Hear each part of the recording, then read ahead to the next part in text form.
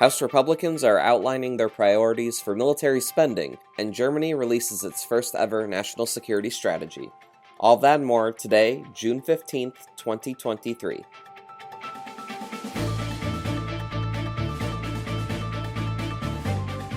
Good morning, Early Birds. I'm Zimone Perez, and this is the Early Bird Brief, produced by Defense News and Military Times. Before we provide you the news of the day, we have a couple of housekeeping items on our agenda. First, Monday is Juneteenth, a federal holiday commemorating the day the last slaves were freed in the United States, so there will be no episode that day. And second, Jonathan and I want to let you all know that you'll be hearing a little bit more of me for the next few months as we take turns reporting from the Pentagon.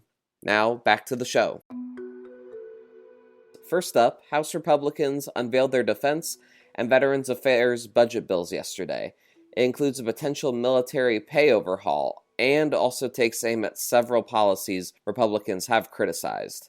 The introduced budget bill calls for $826.5 billion in defense spending for fiscal year 2024. That number is roughly at the level the White House negotiators and House Republican leaders agreed to earlier this month. It includes a 5.2% pay raise for all troops next year and a pay boost of more than 30% for some junior enlisted troops. The bill proposes a rewrite of the military's pay table as well. It would guarantee the lowest-ranking service members make at least $31,000 a year in base pay. This comes in direct response to concerns that thousands of military families are living at or below the federal poverty line and are struggling to keep up with rising inflation. But the pay overhaul is written into a budget plan that would also ban the Defense Department from providing abortion assistance to troops, medical care to transgender individuals, or diversity training to anyone. It comes on the heels of Republican leaders advancing a bill to block abortion and transgender care at VA facilities.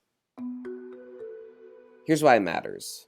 House Republicans promised to revisit military policies regarding diversity when they took the majority of the chamber this year. Defense Department officials have said diversity and inclusion are critical to maintaining morale and building camaraderie among troops. Conservative critics, however, have said those efforts take away from readiness and battlefield training. Lawmakers from both sides of the political spectrum have worked toward military pay raises, but restrictions on abortion services and social issues put the future of the legislation in doubt. Senator Tommy Tuberville of Alabama has stalled military promotions and confirmations in the Senate over the Defense Department's abortions, after the U.S. Supreme Court overturned a ruling that legalized abortion access nationwide. The Pentagon unveiled a policy that offers troops travel expenses and leave if they must go out of state to obtain an abortion. It also covers troops who need to travel to obtain non-covered fertility treatments. Also, after that ruling, the VA announced it would offer abortion access to veterans and eligible dependents in cases of rape or incest, or if the pregnancy endangers the life or health of an individual. Republicans said the VA spending proposal that would ban abortion and transgender care services is needed to rein in political posturing. Democrats called the provisions extremist and disturbing. Congress must agree upon a new spending package for the Defense Department by October 1st, or trigger a partial government shutdown. Another important story, Germany released its first ever national security strategy yesterday. The German government said Russia is the greatest security threat and advocated a balanced approach to China. The strategy was part of an effort to address what Germany views as growing military, economic, and social risks to the country. Germany's biggest opposition party criticized the government's position, calling it, quote, anemic. Chancellor Olaf Scholz said the new strategy had gained added importance since Russia attacked Ukraine almost 16 months ago. The 76-page document also warns that some countries are challenging the rules-based international order. Analysts view that as a veiled reference to threats of disinformation, cyber attacks, and economic pressure from major powers such as China. The document makes several references to security threats posed by climate change as well. These include a heightened risk of famine, disease, and conflict around the globe. It sets out Berlin's general approach, but doesn't go deep into detail. Officials plan to draw up more specifics at a later stage. The document released Wednesday came out a week before the German government sits down for high-level talks with senior Chinese officials in Berlin. Germany has traditionally hesitated to antagonize Beijing due to the importance of China as a market for German exports and a source of key commodities. Still, the document underlined Berlin's view that China is simultaneously a partner, competitor, and systemic rival. It noted China's growing adversarial and competitive relationship with the West, but still noted the importance of the relationship. The government said it will also produce a strategy to increase Germany's ability to counter hybrid threats. That would entail strengthening the analytical capacities of its intelligence services. Berlin floated the idea of creating a national security council in the likes of those in the United States and United Kingdom, but the topic was shelved. The government also resisted calls for Germany's military spending to go above the NATO-wide goal of 2% of gross domestic product. In other news, some of you might remember retired Navy Captain Brent Crozier, who commanded the Theodore Roosevelt. He sent a letter to higher-ups over conditions on his ship during the early days of the COVID-19 pandemic in 2020. It was a decision that led to the end of his military career. Our Navy Times reporter Jeff Zazulowicz sat down with Crozier to discuss his experiences. We are here with Captain Brett Crozier. Brett, thanks for joining us today. Thanks, Jeff. Happy to be here. Sure, glad to have you. The book is Surf When You Can, Lessons in Life, Loyalty, and Leadership from a Maverick Navy Captain.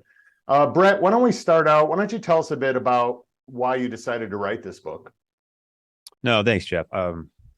Yeah, I mean, certainly put a lot of thought to even begin the process of writing the book, but I think it came down to really three reasons. One was to recognize all the men and women I had the privilege to serve with and sail with and fly with during my 30-year career. And I think in some ways it was writing a book to thank them personally for their efforts and all the stuff I learned along the way. I also wanted to share with the broader audience things that I learned during those 30 years. And I know, we all have stories to tell and see stories, but I thought that, I had the privilege of an incredible career, learned from a lot of people. And I wanted to share some of those stories, not just, the families or around the, the I-bars we say, but with a broader audience, because I think that there's a lot the general public can learn about the military. And third, though, I think is important was to kind of dispel the myth that I was bitter or that I was disgruntled and leaving the military in a different state than I was. The TR episode is what it is, and we can talk more about it. But in the end of the day, I served 30 years in the military, and I enjoyed everything about it. One of the most kind of iconic moments of your tenure and the end of your tenure on the TR is when you left the ship in early April after being relieved, and you walked down the enlisted brow. You recounted in the book. We wrote about it. A lot of people wrote about it. Couple sailors videoed it, to the world's benefit to see that moment. But, thousands of sailors turned out, even in this, kind of murky COVID environment in terms of spread and stuff. And they all got in that hangar and they were, chanting your name, Captain Crozier, as you walked off the ship for the last time. Did you know that the crew was gathering to see you off like that? And can you kind of take us through what that final goodbye from your crew meant to you? Yeah, no, I had no idea. In fact, it took me the better part of the day to pack up and make sure I was ready to leave the ship. I had been told to leave the ship by the end of the day by my boss at the time. I felt bad. That's the downside of leaving the ship. It's the idea that did I just die on a hill that I could have been around to fight later or not? And so I saw the second thing I think I saw from that or felt from that was their, not forgiveness, but more, Captain, we got it. We're going to continue to fight on. You trained us well. We've got a great medical department. So I felt comfortable in that, and that I felt like they weren't going to give up. They weren't despondent. They weren't sad. They were like, we're going to go fight. We're going to fight on, and we're going to fight on for you because this is an important fight ahead. And so those are the two big things I took, I guess, as I tried to take it all in and then left the ship for the last time. In announcing that you wouldn't be reinstated, you went so back and forth. There was reporting in the spring of 2020 that they were going to reinstate you as CO of the TR after they had relieved you. And then in the summer of 2020, CNO Gilday holds a press conference to announce that you would not, in fact, be reinstated. He said at the time, quote, speaking of you and Admiral Baker, the strike group commander, quote, "They did not do enough soon enough to fulfill their primary obligations, and they did not effectively carry out their guidelines." According to Gilday, the wheels were already in motion to secure beds for TR sailors in Guam when you sent kind of the red flag email that started this all. Gilday said, quote, "The email and letter sent by Captain Crozier were unnecessary. Actions were already underway."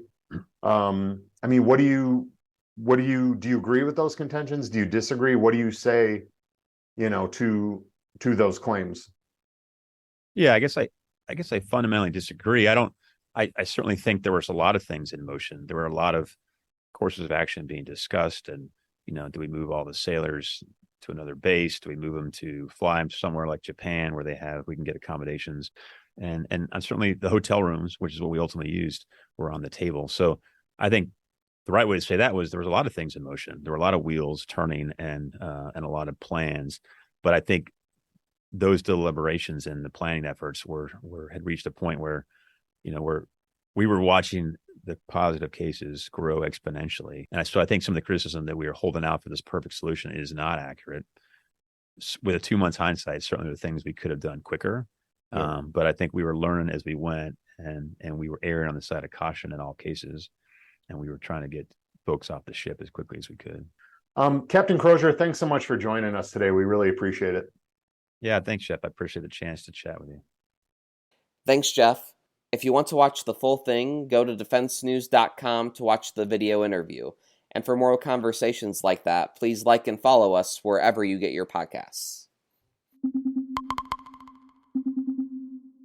Also on your radar for today, the Army announced this week that it will phase out the current system for measuring body fat by mid-2024. But don't throw away your measuring tapes just yet. The Army is merely changing how it tapes soldiers to calculate their body fat. The new test only calls for body weight and an abdominal measurement. The previous test calculated body fat by measuring multiple sites. Both men and women were taped around the abdomen and neck, but the formula for women required a hip measurement. However, research data provided to Military Times found that tape testing was inaccurate. More than a third of men and a quarter of women inaccurately passed or failed body fat standards, the service's body composition study found. That was discovered after using a scanning device to measure a person's true body fat. Women disproportionately faced false failures under the old test. Critics said that this is likely because the hip measurement punished those with excess fat and those with strong hamstrings and glutes. 5% of women incorrectly failed the test, while only 1% of men incorrectly failed and 35% falsely passed. According to service data findings, the new method is both more accurate and less forgiving. Only 1 in 4 soldiers will incorrectly pass or incorrectly fail body composition under the waist-only test. After a year, the old tape test will be gone for good, though high-tech confirmation tests will continue when Army-approved fat measurement devices are, quote, reasonably available. The service previously announced it would not change its height-weight screening tables, which officials argued are intended to exempt those whose body fat is almost certainly within DoD standard. And now, here's some other stories that we're hearing chirps about. Soldiers at the 11th Airborne Division, also known as the Arctic Angels, are set to get 1 round-trip ticket to their home of record before the end of the year. The Associated Press is reporting that a former National Security Agency employee was sentenced to 2 weeks behind bars for storming the U.S. Capitol on January 6th. And the Associated Press is reporting that a 40-year-old Army staff sergeant training to be a drill sergeant was found dead. Army officials said he failed to return from a land navigation course at a South Carolina military base. Search crews found Staff Sergeant Jaime Contreras nearly 11 hours after he was supposed to have completed the 3-hour course Monday at Fort Jackson near Columbia. And on this day in history, in 1917, Congress passed the Espionage Act. The Sedition Act passed a year later. The pieces of legislation placed stiff penalties on any activities that went against the U.S. war effort in Europe during World War I.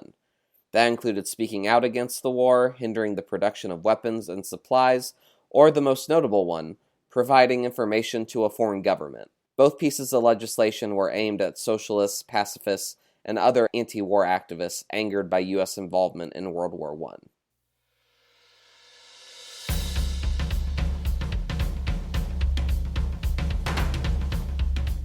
That's it for us this morning. To get more top stories and breaking news, go Go to defensenews.com/EBB to subscribe to the Early Bird Brief newsletter. Please give us a like, rating, and a comment wherever you get your podcasts, and be sure to follow us on social media at @defense_news and @Military Times. The Early Bird Brief is hosted and produced today by me, Zimone Z. Perez. Today's episode features stories by Leo Shane III of the Associated Press, Jeff Zazulowicz, and Davis Winke. Our editor-in-chief is Mike Bruce. Have a great day.